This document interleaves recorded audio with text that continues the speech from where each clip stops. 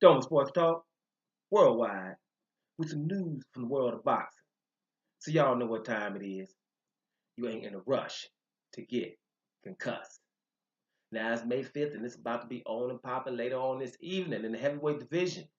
You got your boy Tony Bellew versus your boy David Haye. This is the rematch, baby. We've talked about it. I've listened for a couple of days. I ain't been on point for a minute. Had things to do. Plus, I didn't want to keep uploading every little thing about every little thing. And the fact of it, the matter is, the other fight on May the 5th, Golovkin versus Rosen, I ain't covering in terms of saying nothing about it. I think it's a mismatch. I don't think it should have happened, right? So I got an attitude, right? So that's why that one ain't getting watched, even though it's around the corner, and nothing to the day after. So we're gonna focus on Tony Bellew and David Haye. Now we've seen weigh-in.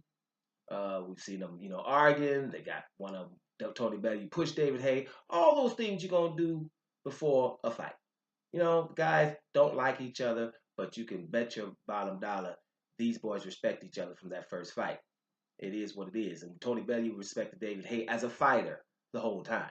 David Haye needed to get that respect, right? And this video is about one thing. David Haye is the underdog in this fight.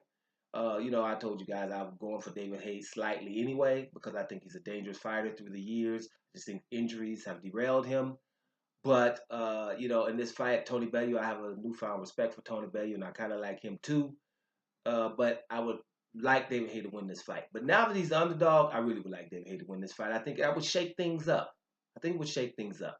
Everybody you talk to, if it's Carl Froch, if it's Dave Coldwell, whatever, they think Carl Froch thinks this is the end of David Haye. And he's probably right. A lot of people think his body won't hold up. And why wouldn't they think that? He's had several injuries. That was the reconstructive shoulder surgery, bicep.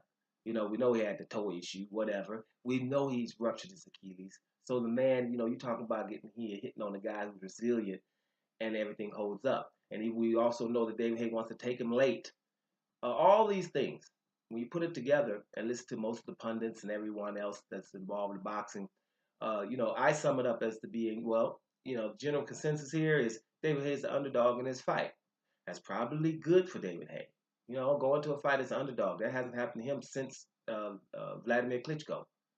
Other than that, David Haye gets in the ring with anybody. That's why everybody act like he's not good, but he's never the underdog. Then why is that? Because people know what time it is when it comes to David Haye. Some people just don't like him for other reasons. Basically, the man's a promoter as well.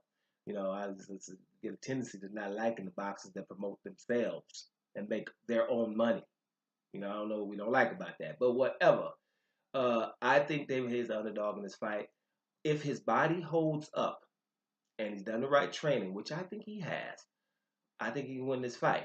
This one's not going to be easy. It's a must-see TV. David Haye is never in a boring fight. He might be in a boring round if that's what you think, but he's setting traps, and I think he's going back to that style in this fight. Now, when you talk to Tony Bellew, we said it in the last video, he's going to take him to deep waters.